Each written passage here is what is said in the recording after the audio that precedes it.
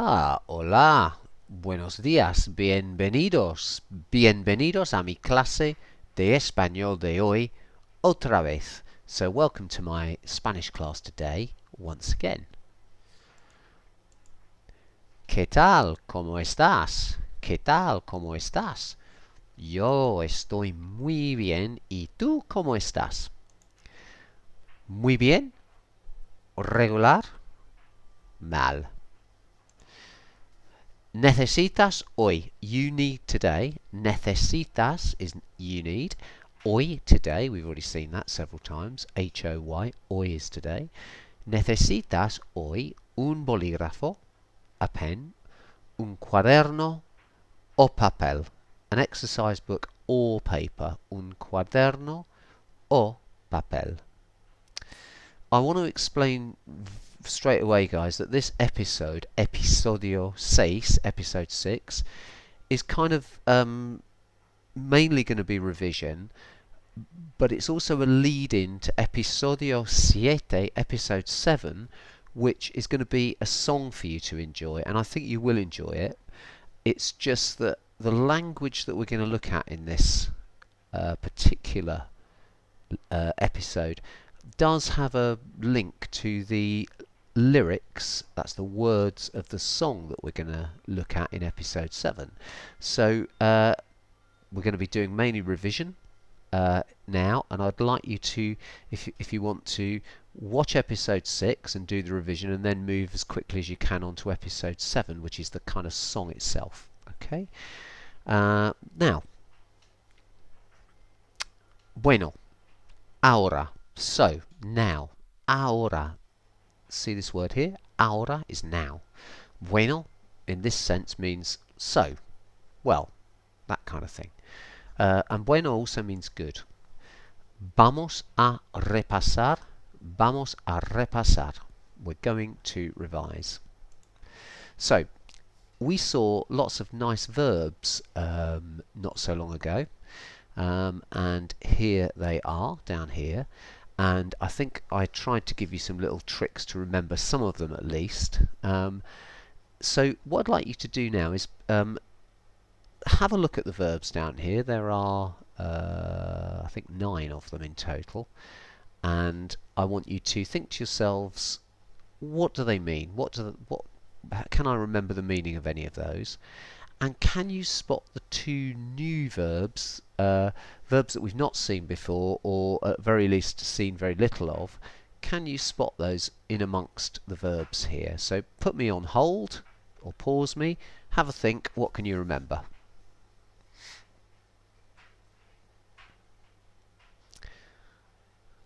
Okay, so, first of all, charlar. Charlar, think of char ladies chatting away together, charlar, to chat. Okay.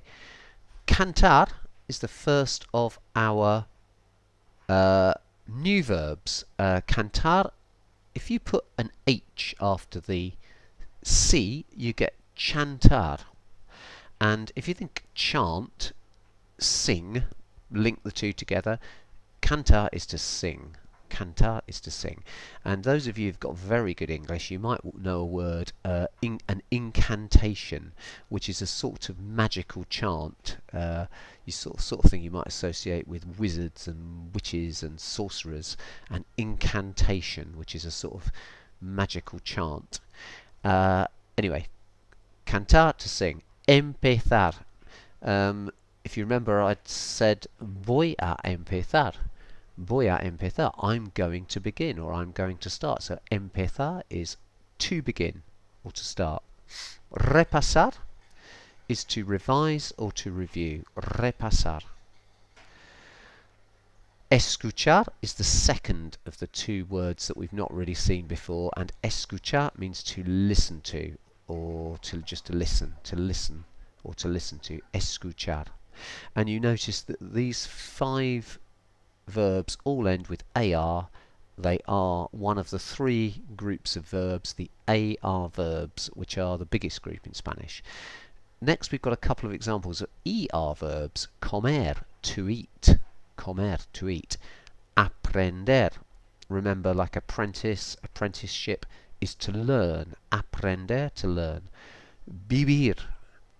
Those of you, again, who've got good English, if you know the word vivacious to describe somebody, it means somebody who's very bubbly and lively, and it might help you to remember that vivir is to live. May or may not. Vivir, bibir, to live. And just a quick reminder of pronunciation of the V. In Spain, it's a B, so it's bibir. But if you went to most of the rest of the Spanish-speaking world, like Mexico, South America, Central America, so places like Argentina, Chile, Ecuador, Colombia, Venezuela, Costa Rica, Honduras, all of these countries in Central and Southern America, you'd probably hear vivir, vivir, but in Spain it's vivir. Escribir is, I probably said to you, if you take the E off the front of verbs that end with that start with ES, often you get a clue as to the meaning of the word. And here, if you took the E off, you'd have scribe, nearly, or you'd have scribble, scrib, to remind you of to write, escribir. Okay? And what I was trying to get you to start to remember in connection with these was how you say I'm going to do something or we are going to do something. So you want to say I'm going to, it's voy a. So you want to say I'm going to sing, voy a cantar. I'm going to listen or listen to, voy a escuchar. If you want to say we're going to do something, it's vamos a. So you want to say we're going to begin or start, vamos a empezar. We are going to live in Spain, vamos a vivir en España. I'm going to write a book, and a book is a libro, un libro, L-I-B-R-O, think of library, libro. I'm going to write a book. Voy a escribir un libro. I'm going to chat would be voy a charlar, and so on. Okay, so the key sort of, if you like, construction is this: I'm going to, we're going to, and then you choose the what it is you're going to do or we're going to do. Okay, so I said you needed a pen and paper, and you do. And what I don't want you to do in this particular example is to look back at any notes you've made previously, because this is I call it a word blitz, and it's a sort of attempt at me to fire some words at you that in Spanish that we've covered, and for you to listen and try and write them out and spell them as correctly as you can. It doesn't matter if you get it wrong. It really doesn't matter, and in fact making mistakes is part of the learning process. It really is. So if you don't get any of them correctly spelled, or you've made silly mistakes or just mistakes on any of them, don't worry about it. It's part of the learning process. That noise that you can hear is our cat, because it wants feeding and it's meowing and it's really annoying, and I might have to get rid of him in a minute. Now, you're going to hear, I'd like you actually in a column on a page to write 1 to 8 in a column, and if you want to pause me whilst you do that, that's fine. So 1 to 8 in a column on a piece of paper, not so that you can see any of your other notes from before.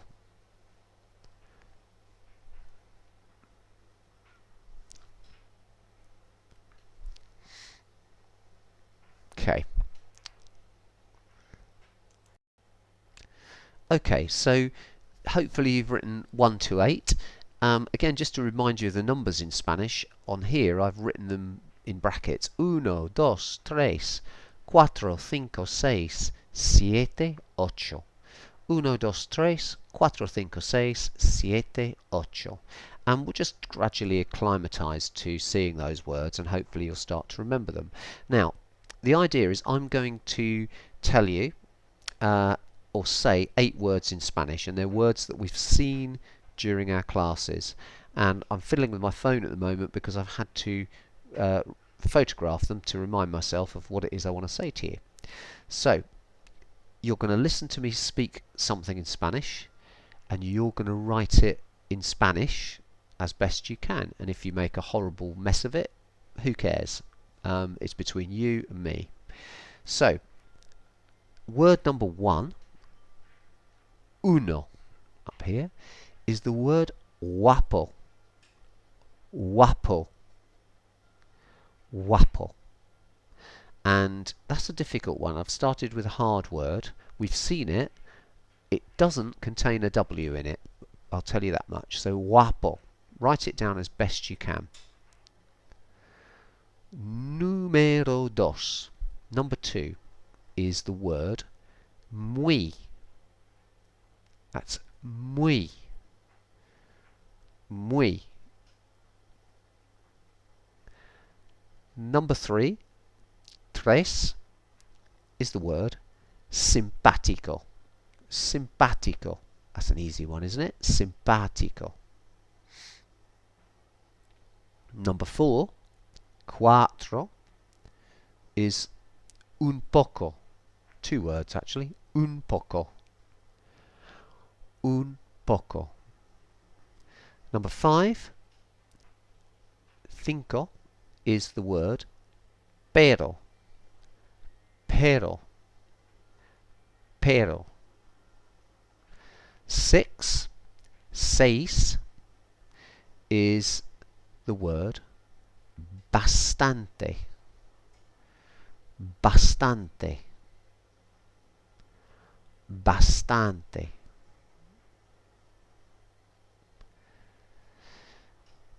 Siete, number seven, is the word delgado.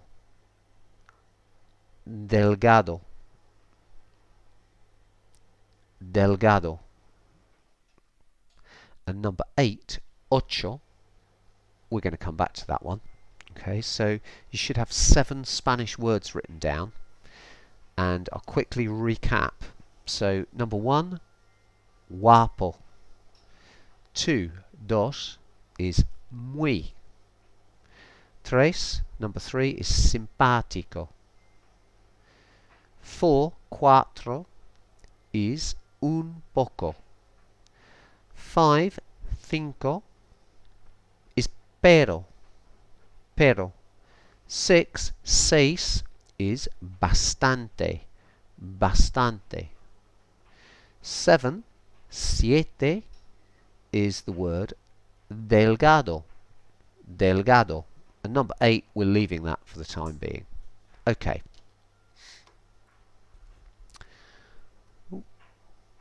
So let's just, if you want to just a little time to look over those, you can again pause the video. Otherwise, we're going to move on and we're going to correct these together. Okay, so number 1, uno is the word guapo, spelt like that. Really tricky word to spell that. Guapo. But the point being, guys, if you didn't get that right this time, next time we do it, maybe you will. Maybe it will take you three or four attempts, but that's guapo. 2. Oh, ahead of myself there. 2, dos is muy, which is fairly straightforward, I think. M-U-Y. 3, simpático. Simpático. 4, un poco. Un poco. 5, cinco, pero. 6, seis is bastante. Then we've got delgado. And number 8, we're going to come back to ocho. Okay? So now I want you to do sort of, if you like, task number 2 for this. And task number 2 is, what can you remember about the meaning of these words? And I'd like you to play 3, 2, 1. Tres, dos, uno. Tres, dos, uno. 3, 2, 1. Tres, dos, uno. And what I'd like you to do is, can you write down or highlight with an A, if you like, however you want to do it, 3 words here that are adjectives, describing words. 2 words that are intensifiers. And if you remember, intensifiers are the words that kind of link with an adjective to say how strong the adjective is or how weak. So they're words like very, quite, a bit, this type of word. That's intensifiers. And number one, and can you find me one connecting word in amongst there? There is actually only one connecting word there. So again, if you want to put me on pause and then come back to me, and there is actually an additional little challenge, by the way, here. Can you think of, and that was what number 8 was all about, ocho. Can you think of an antonym, in other words, an opposite word, to pair with any of the adjectives that are here? Okay, so it means you have to know your adjectives and the meaning. So looking through here, can you, understanding what these adjectives mean, or what the words amongst them that are adjectives, what they mean, can you think of a Spanish word that is an opposite to any of these? Okay, I hope I've made that clear. I know it sounds possibly a little bit confusing. So pause, come back, and we'll run through it together. Try to avoid looking back at your notes if you've got them, or referencing anything. Try and remember, because again, it's that act of remembering that will help you embed this language in your long-term memory. Okay, so 3 adjectives. You could have had guapo, which is good-looking. You could have had simpático, which means nice or kind. You could have had delgado, which means slim. Yeah, slim, delgado. But that was the 3 adjectives, actually. There aren't any more. Intensifiers. Now, intensifiers, you had a choice of 3, but I only asked you for 2. You could have had muy, which means very. You could have had un poco, which is a bit. Or you could have had bastante, which means quite. So 2 out of those 3. Muy, un poco, bastante. Very, a bit, quite. The last thing I asked you for was the one connecting word that's there, and the connecting word that is here is pero, which is but in Spanish. Pero, but. Can you think of an antonym or opposite word to pair with any of the 3 adjectives? Guapo, simpático, delgado. Okay, you could have had, well, guapo. What's the opposite of good looking? Feo. F-E-O, feo. So guapo, good looking, feo, ugly. You could have found the opposite of simpático, and the opposite of nice or kind, simpático, is antipático, which means mean or nasty. The opposite of delgado, slim, would have been gordo, which is fat. Delgado, gordo. Okay, and if you want to say a bit fat, un poco, a bit fat, un poco gordo. You want to say very good looking, muy guapo. You want to say quite slim, bastante delgado, and so on. Okay, so I just want to quickly, ahead of the song and episode 7, just review this language that we looked at in the last episode, and it was the focus, if you like, was how you say I am in Spanish, which is obviously quite important. So it's yo soy. Okay, I am is yo soy or just soy. Spanish won't bother with that yo most of the time. If you want to say I'm slim, soy delgado. If you're David. If you're Isabel and you're a girl saying I'm slim, it will be soy delgada. As David and you wanting to say I'm tall, soy alto with the O ending. A girl, Isabel, might say soy alta. They've got to have the A ending on the adjective. So remember the masculine and feminine thing. We looked at these, didn't we? Intensifiers, muy, un poco, bastante. Very, a bit, and quite. And the only other little tricky bit that you might stumble with is if you use this construction to describe yourself. So rather than just directly saying I am nice or kind, which would be, for me, it would be soy simpático.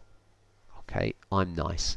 If I wanted to instead say I am a nice person, the Spanish first of all will change the word order on that and say I am a person nice, because remember the adjective in Spanish comes after the thing it's describing. So in this case it would be yo soy una persona simpática. Even though I'm a man saying that, una persona, the word for a person in Spanish, is feminine. So it doesn't matter that I'm a guy. I have to choose a feminine adjective to go with it regardless. So I would say yo soy una persona simpática y baja. Okay, I'm a nice and short person. So simpática y baja.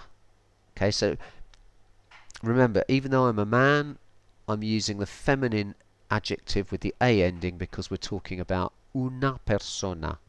Okay, that's a little bit tricky, that. So just to, I think, probably wind up this particular lesson, remember the words soy and boy. Okay, and soy is I am, and boy is how you say I go. So these are two of the most important and common verbs in Spanish. Soy, boy. Soy, I am.